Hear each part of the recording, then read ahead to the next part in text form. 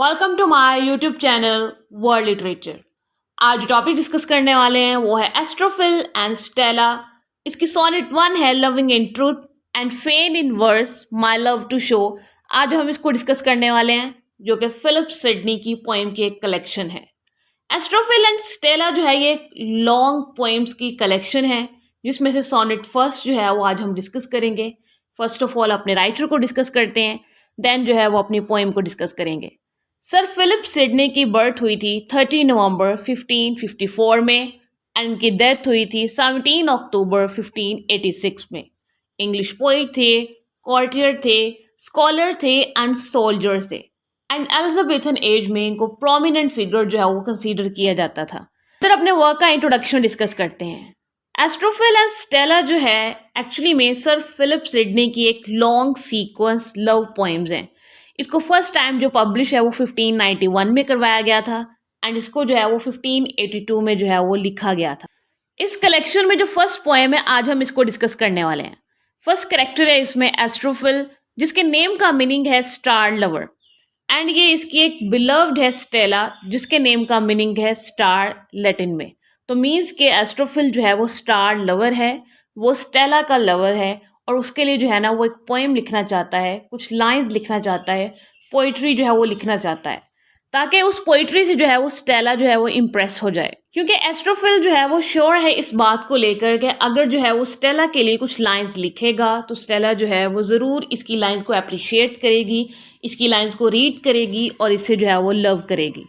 ये था पोएम का इंट्रोडक्शन। अब डिस्कस करते हैं पोएम के ओरिजिनल टेक्स्ट का जो है ना बहुत ही इजी लैंग्वेज में उसका जो ओवरऑल मीनिंग है वो क्या बनता है, उसकी हम समरी को डिस्कस करते हैं।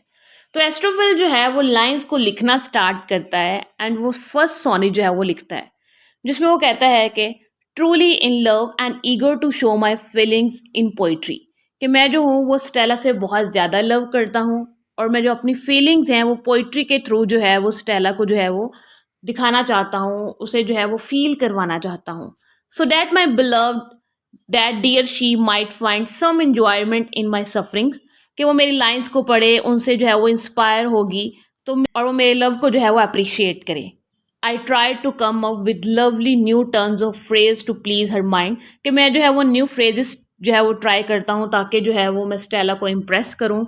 बट जो है ना मैं बहुत हार्ड वर्क के बाद भी जो मुझे ना वो कोई वर्ड्स नहीं मिलते हैं। मैं डिफरेंट राइटर्स को जो है वो रीड करता हूँ, उनकी पोएम्स को पढ़ता हूँ, कुछ लव पोएम्स भी पढ़ता हूँ कि मे भी मुझे जो है वो कुछ ऐसा कंटेंट मिल जाए जो मैं अपनी पोइट्री में उसको शामिल कर सकूँ एंड देन जो है वो मैं स्टेला के सामने रखूँ और स्टेला जो है वो उसको रीड करे। बट क्या होता है कि मुझे जो है वो किसी से कोई इंस्पिरेशन नहीं मिलती है, कि मैं जो है बहुत ज़्यादा स्टडी भी करता हूँ, रीड भी करता हूँ डिफरेंट लिटरेचर को, और साथ में जब मैं ये ट्राई कर रहा होता हूँ तो मेरा जो माइंड है वो ब्लॉकेज की तरफ जा रहा होता है कि मुझे जो है वो कुछ भी इमेजिन नहीं होता, कि मैंने इतने सारे राइटर्स को स्टडी कर लिया लेकिन मुझे वहाँ से कोई भी कैची वर्ड्स नहीं मिले कि स्टेला को जो है वो मैं इम्प्रेस कर सकूँ। और मेरा जो ब्रेन है वो सनबर्न्ड हो जाता है कि मुझे ऐसा लगता है कि मैं जो है वो कुछ सोच ही नहीं पा रहा, कुछ लिख नहीं पा रहा और मेरा पेन जो है वो मूव करना बंद कर देता है। देन जो है वो एस्ट्रोफिल कहते हैं कि मेरे जो वर्ड्स हैं वो स्टम्बल आउट हो जाते हैं, मैं अनइंस्पायर्ड फील करना स्टार्ट कर देता हूँ। मेरी जो इमेजिनेशन है वो ऐसा लगता है कि बिल्कुल जो है वो ख़त्म हो गई हैं और मेरी जो फीलिंग्स हैं वो भी बिल्कुल ख़त्म हो जाती हैं और ऐसा लगता है कि वो जो स्टडी मैंने की है वो एक स्टेप मदर की तरह है और मुझे बीट करना स्टार्ट उसने कर दिया है। एंड दूसरों की जो वर्सेस थी, जो पोइट्री मैंने दूसरे राइटर्स की पढ़ी थी, वो मुझे स्ट्रेंजर्स की तरह जो है ना वो फील होना स्टार्ट हो जाती हैं। देन कहते हैं कि it was while I was in this state pregnant with words, कि मेरे पास वर्ड्स भी थे, मैं इस स्टेट में था कि मैं जो है वो अपनी फीलिंग्स को एक्सप्रेस कर पाता। मुझे ऐसा लग रहा था कि जैसे मैं स्पीचलेस हो गया हूँ, मैं होपलेस हो चुका था, मैं हेल्पलेस खुद को फील कर रहा था।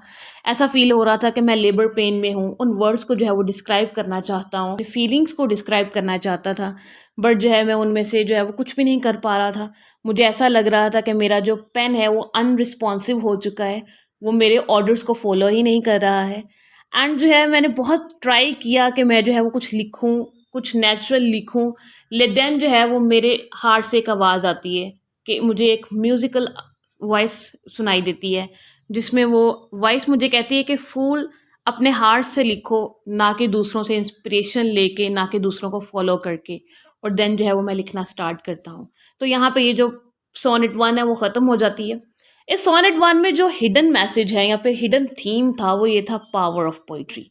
मीन्स के जो पोइट्री है वो इंटेलेक्चुअल लेवल पे नहीं लिखी जाती है। पोइट्री जो है वो फील कर कर इमेजिन कर कर जो है वो लिखी जाती है। पोइट्री कोई भी पर्सन तभी लिख सकता है जब वो अपने हार्ट से लिखे। मीन्स कि उसके पास थॉट्स आए, वो नेचर में बैठे, नेचर से इंस्पिरेशन ले, देन लिखे। ये नहीं कि कुछ राइटर्स की पोइट्री को पढ़े, उनसे जो है वो इंस्पिरेशन ले और उन लाइंस को लिखना ही स्टार्ट कर दे, तो देन वो कभी भी एक अच्छा राइटर या अच्छा पोइट जो है वो नहीं बन सकता है। एंड इवन कि वो नेचुरली भी जो है वो एक लाइन भी नहीं लिख सकता है। सो लिखने के लिए जो है वो इंटेलेक्चुअल का होना ज़रूरी नहीं है। ये ज़रूरी नहीं है कि आप दूसरों की पोइट्री को कैसे अंडरस्टैंड करते हो। इम्पॉर्टेंट ये है कि आपकी इमेजिनेशन कितनी स्ट्रॉन्ग है, आपकी क्रिएटिविटी कितनी स्ट्रॉन्ग है, कि आप इमोशंस को किस लेवल तक फील कर सकते हो। अगर आप इमोशंस को इस लेवल तक फील कर लें कि आप उनको लिख सके, आप उनको पेज पर जो है वो नोट डाउन कर सकें, देन ही जो है आप एक अच्छे राइटर एंड एक अच्छे पोइट जो है वो बन सकते हैं।